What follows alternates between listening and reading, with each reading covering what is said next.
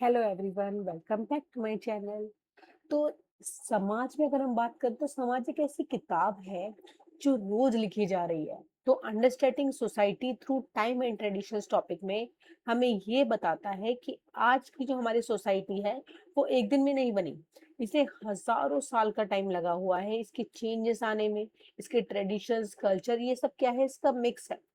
अगर हमें अपना आज समझना है तो कहीं ना कहीं हम अपने कल को भी समझना क्या है, जरूरी है। तो society has not always been as it today. Society आज नहीं बनी है। सोसाइटी क्या over thousand of millions time लगा है इनको बनने में। और इसमें आप देखोगे कि बहुत ज्यादा चेंज भी देखने के लिए मिला है। It has change greatly. Early human communities depending directly on nature. अच्छा, अगर आप लोगों को पता होगा कि अर्ली ह्यूमंस की अगर हम बात करते हैं तो वो सारी जो कम्युनिटीज होती थी वो किस पे डिपेंड हुआ करती थी?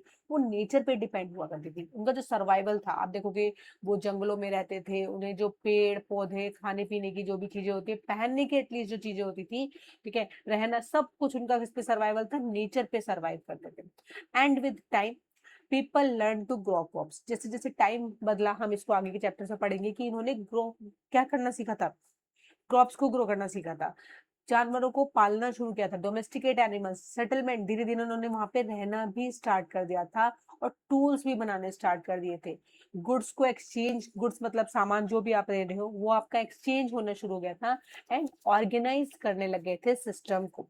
Villages develop into towns. Villages जो थे वो क्या हो गए थे? डेवलप होने लग गए थे। किसमें? टाउन्स में डेवलप होने लग गए थे। एंड टाउन्स भी क्या हो गए थे? धीरे धीरे क्या हो गए थे? सिटीज में ग्रो होने लग गए थे। नए आइडियाज आए, इन्वेंशन आए, कल्चरल भी एक्सचेंज हुआ। हालांकि आप देखोगे कि ट्रांसफॉर्म वे ऑफ लाइफ भी देखने के लिए मिला। The spirit of inquiry has been root in India knowledge tradition. जो पूरी अगर हम बात करें तो ये प्रॉपर एक डीप रूट है इंडिया के अंदर, जो यहाँ से हमें पूरी नॉलेज और ट्रेडिशंस देखने के लिए मिलते हैं। Early thinkers value discuss. अब जो भी स्टार्टिंग में जो पहले थिंकर्स आए थे उन्होंने पहले यहाँ पे डिस्कस किया, क्वेश्चनिंग करी, लॉजिकल रीजनिंग करी, एंड ये पूरे वर्ल्ड नॉलेज को समझा। एंड इसको एक्सप्लोर भी किया था थ्रू ऑब्जर्वेशन। यानी देखा जाए तो प्रॉपर ऑब्जर्व किया गया, रिफ्लेक्ट किया गया, एंड डायलॉग्स में बताए गए।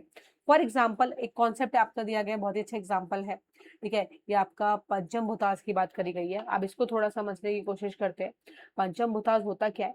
द आइडिया ऑफ द पंचम भूतास, जहाँ पे 5 ग्रेट एलिमेंट्स की बात करी गई है, comes from Indian philosophical tradition. जहाँ आपका कहाँ से आया है? फिलोसफिकल ट्रेडिशन, हमारे आयुर्वेद से आया हुआ है। And explain the world as concept of 5 fundamental elements. ये सब आप लोगों ने 5 फंडामेंटल एलिमेंट्स सुने होंगे। इसमें आपका एक आता है अर्थ। अर्थ आपकी जो पृथ्वी है। वाटर, वाटर आपके पास आपको पता ही है। फायर है आपकी, इसको अग्नि बोला गया है। एयर है, इसको वायु। एंड स्पेस, इसको अक्ष बोला गया है। स्कॉलर्स ने क्या करे? Use this idea, in ideas को यूज किया, एक्सप्लेन किया नेचुरल प्रोसेस को, जहाँ पे ह्यूमन बॉडी, एक सेकेंड,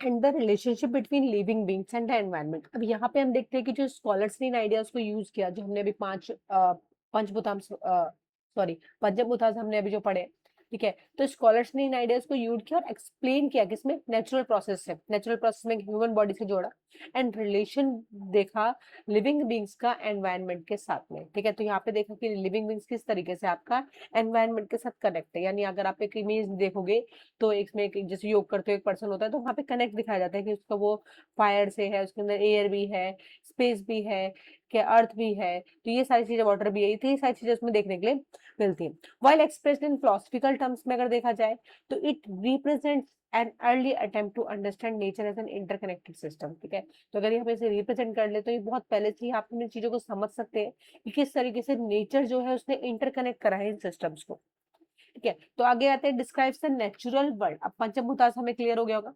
इसके बाद हम देखते हैं कि describes the natural world and as interconnected system in which human life is embedded. तो यहाँ पे आप देखते हो कि जो भी हमारे एक नेचुरल वर्ल्ड है किस तरीके से इंटरकनेक्ट हुआ है एक ह्यूमन लाइफ के साथ। ये हेल्प करता है, आपको एक्सप्लेन करता है, ठीक है, एक्सप्लेन करता है कि कैसे जो एनवायरनमेंट है वो इन्फ्लुएंस करता है। मतलब किस तरीके से एनवायरनमेंट की वजह से भी लोग सेटलमेंट करते हैं। सेटलमेंट देखोगे कि जहाँ पे आप देखोगे हिली एरियाज है, या जहाँ पर आप देखोगे बहुत ज्यादा प्रोन है, वो फ्लड्स एरियाज हो जाता है, ठीक है, तो वहां पे जो लोग हैं वो कम रहते हैं एज कंपेरिजन जहाँ पे लोगों के लिए फैसिलिटीज है, इंडस्ट्रियल एरियाज है, ठीक है, या फिर बहुत ज्यादा फैसिलिटीज, वहाँ पे लोग सेटलमेंट पैटर्न आपको ज्यादा देखने के लिए मिलेगा। तो एनवायरनमेंट बहुत ज्यादा इम्पैक्ट आपको वहाँ पे देखने के लिए मिलता है। ऑक्यूपेशंस जहाँ पे उनको काम मिल रहा है, आर्किटेक्चर, ठीक है, फूड हैबिट्स की वजह से, हेल्थ की वजह से। तो ये सारी चीजें क्या है जहाँ पे रेलिवेंट करती है सोसाइटी एंड रेस्पॉन्ड भी करती है कि जो भी एनवायरमेंट चैलेंजेस देखने के लिए मिलते हैं उसकी वजह से भी क्या करते हैं वहां पे लोग हो सकते हैं कि कम रह रहे। सिमिलरली द आइडिया ऑफ, अच्छा ये आपने अभी सुना होगा वासुदेव कुटुंबकम, ठीक है, कुटुंबकम, ये जो आपका था, ये आइडिया जो आया था, इसका मीनिंग था the world is one family, यानी पूरी दुनिया को जो देखा जाए वो किसमें देखा जाए, एक वन फैमिली में देखा जाए। और एक्सप्रेस भी करा जाता था interconnectedness of human societies across regions and culture, जहाँ पे सारे के सारी जो पूरी सोसाइटी है वो कहीं ना कहीं रीजन से, कल्चर से, सब क्या हो एक दूसरे से कनेक्ट हो जाए। तो ये जो sense of interdependence lies at the core of what social science seeks to understand when it study global interaction. मतलब यहाँ पे बताया गया है कि जो भी हमारी सोशल साइंस है किस तरीके से हम इन चीजों को समझने की कोशिश करते हैं और किस तरीके से हम इसको ग्लोबली भी इंटरकनेक्ट करते हैं एक दूसरे के साथ में।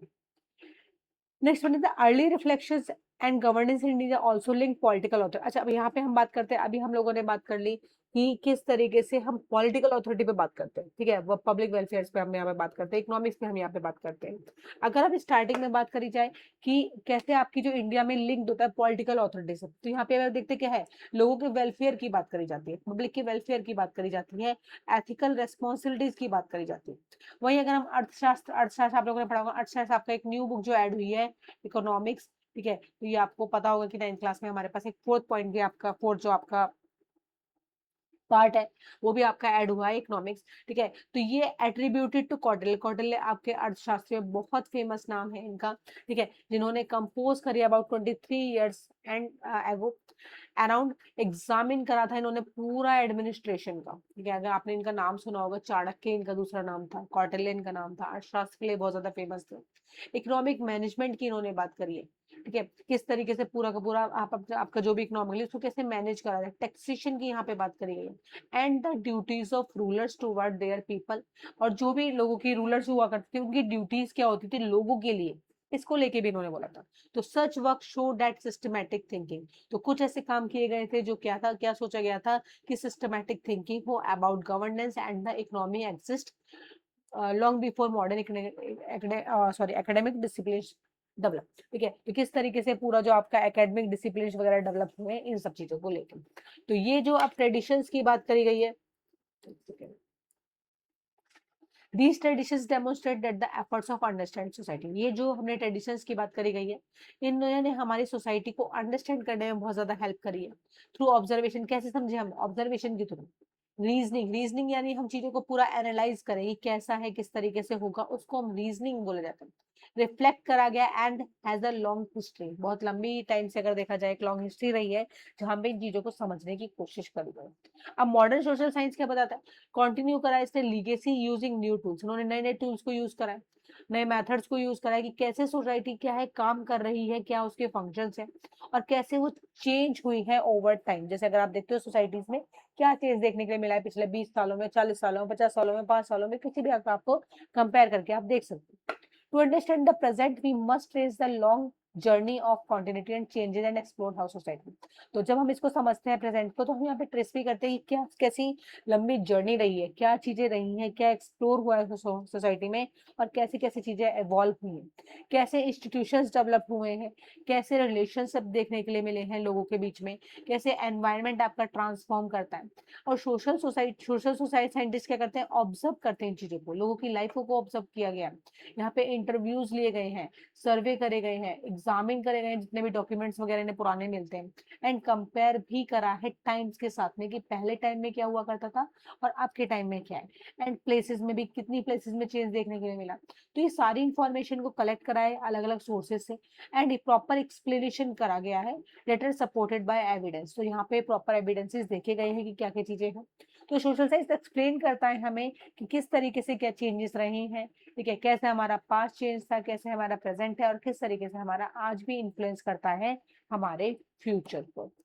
तो नेक्स्ट क्लास में हम लोग जो देखेंगे वो हम लोग पूरा ज्योग्राफी, इकोनॉमिक्स, इन सब के पॉइंट ऑफ व्यू से हम चीजों को समझेंगे। तो यहाँ पे हम बोलते हैं कि अगर मैं एंड में बोला जाऊं तो हम लोगों ने ये पढ़ा है कि हम ये कह सकते हैं कि समाज अगर एक सोसाइटी क्या एक नदी की तरह है, मतलब एक आप देखोगे एक रिवर एक बह रही है, सब जो टाइम है उसके पानी है, ठीक है, जो बहता रहता है, और जो हमारी ट्रेडिशंस है, परंपराएं हैं, उसके किनारे हैं, ठीक है। तो जो भी हमें क्या कहते हैं, दिशा देते हैं, यानी हमें चीजों को बताते हैं, हम उनको छोड़ के नहीं आ सकते। तो हम नई चीजें बिल्कुल एक्सेप्ट करनी चाहिए, लेकिन कहीं ना कहीं हमें अपनी पुरानी संस्कृति, हमें पुरानी परंपराएं, उनको हमें भूलना नहीं चाहिए, क्योंकि ये हमारा एक तरीके से पास्ट है। तो यही असली डेवलपमेंट हमें देखने के लिए मिल जाता है। एंड अगर आपको वीडियो पसंद आई है तो लाइक कर देना, और ऐसे ही क्लास 9th एसएसटी के नए चैप्टर समझने के लिए चैनल को सब्सक्राइब कर दो। मिलते हैं नेक्स्ट वीडियो में। Thank you.